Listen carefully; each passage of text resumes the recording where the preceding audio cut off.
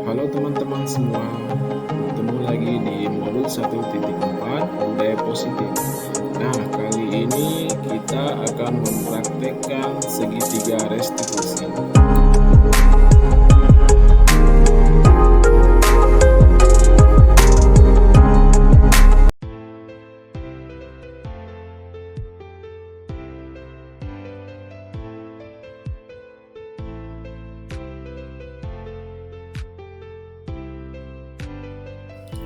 Restitusi adalah proses menciptakan kondisi bagi murid untuk memperbaiki kesalahan mereka sehingga mereka bisa kembali pada kelompok dengan karakter lebih kuat.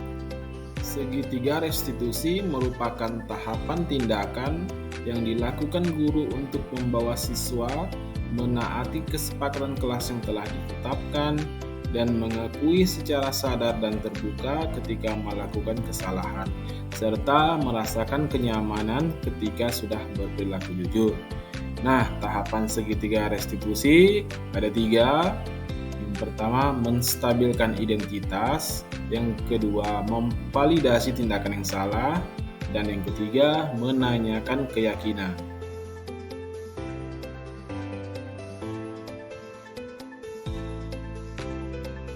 Selamat siang, Pak.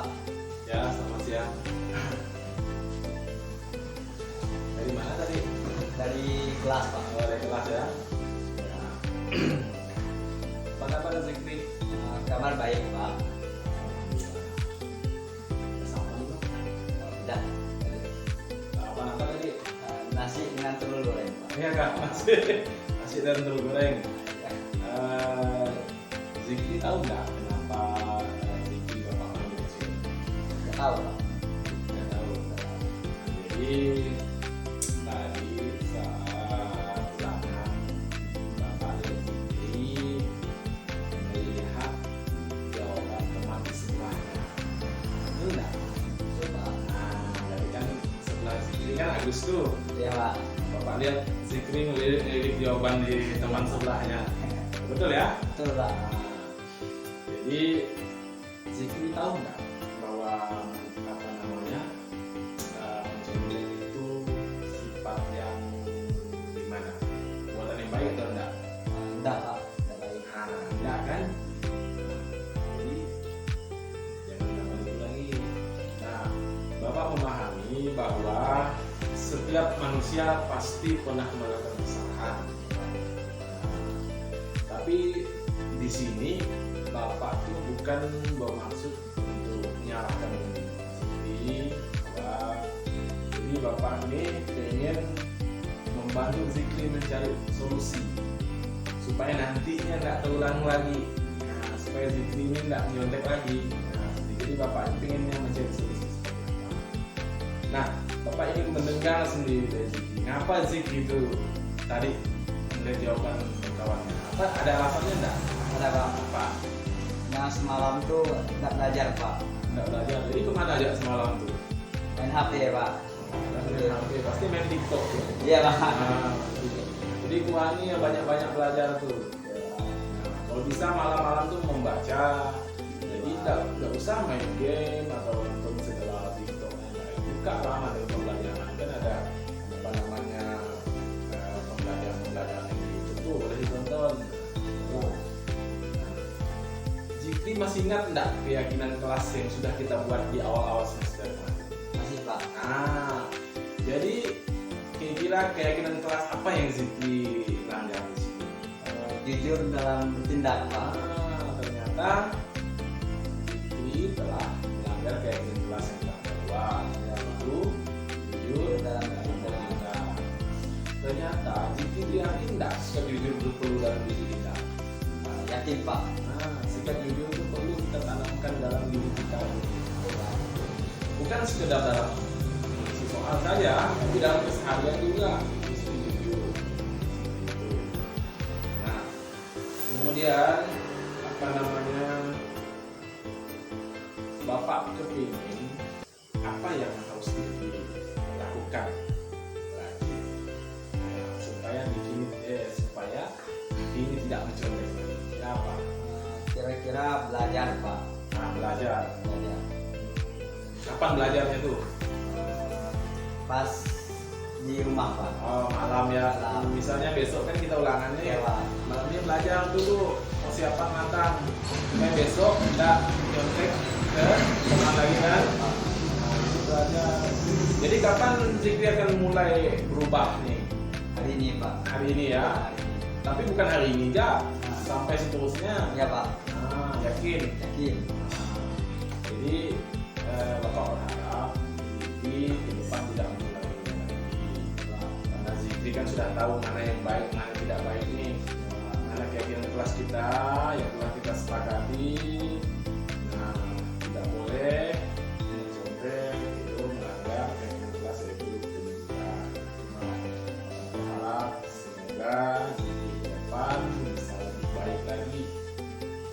Jadi yang penting jujur, apapun nilainya, apapun yang isi oleh Zikri di situ, Bapak menghargainya. Ya. Jadi terima kasih Zikri, Bapak yakin Zikri bisa menjadi lebih baik. Ya, sampai ketemu lagi ya. Ya, terima kasih Pak.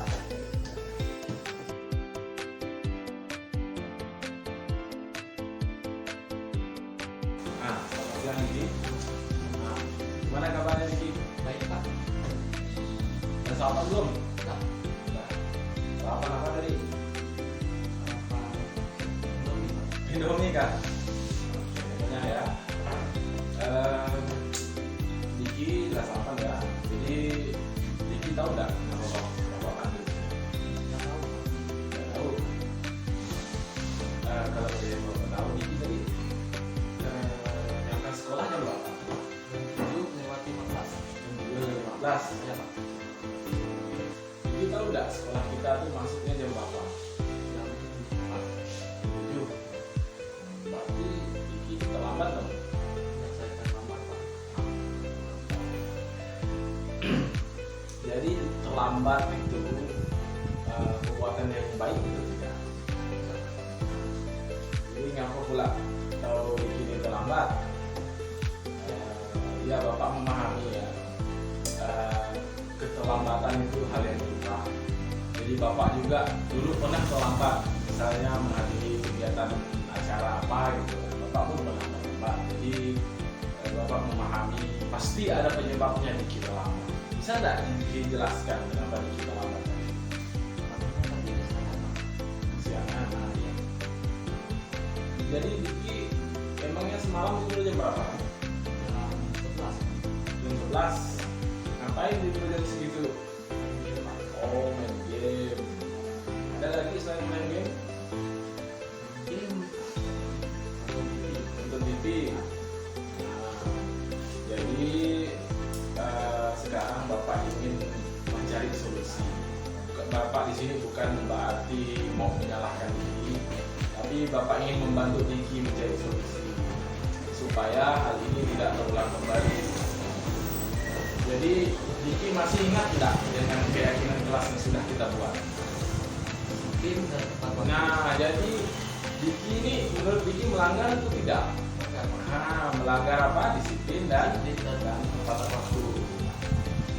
Diki yakin nggak bahwa disiplin dan tepat waktu itu penting untuk kita? Ternyata kita tuh mesti menjadi orang yang disiplin, tepat waktu dalam sekolah, itu menjadi siswa yang disiplin, ikut kawan-kawan. Kawan-kawan kan bisa turun awal, masa kita nggak bisa? Masa kalah dengan anak cewek-ceweknya cepat jalan ya. Kemudian sekarang apa yang harus dilakukan supaya tidak terlambat? Mengurangi main game atau biar bisa tidur lebih awal. Nah, terus itu aja. Itu yang penting tuh di situ. Tidur tuh jangan terlalu malam. Kemudian ya buatkanlah alarm. Betul kata Diki itu. Buat alarm supaya tidak terlambat lagi kan.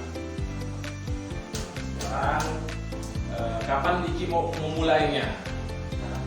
Sekarang juga. Oke, jadi ya.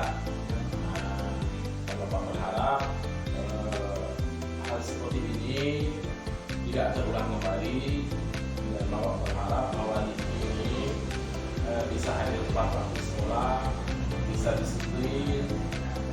dan kawan-kawannya. Semoga tidak terulang kembali. Iki bisa ya? Oke, udah ya. Assalamualaikum warahmatullahi wabarakatuh. Saya Zidni. Saya sangat senang diajak Pak Edi untuk melakukan hal yang baik dan benar, dan saya sudah memahami masalah dan solusi yang dapat saya dapati. Sekian dari saya, terima kasih. Assalamualaikum, saya Diki. Saya senang sekali bisa praktek segitiga restitusi. Saya diajarkan mencari dan menyelesaikan masalah yang saya hadapi. Terima kasih, Diki. Kesimpulannya adalah penanganan kasus yang dilakukan guru dengan pendekatan segitiga restitusi diharapkan guru dapat memposisikan dirinya sebagai manajer dengan mengajukan pertanyaan-pertanyaan yang bermakna, membuat murid lebih mandiri, percaya diri, dan tanggung jawab.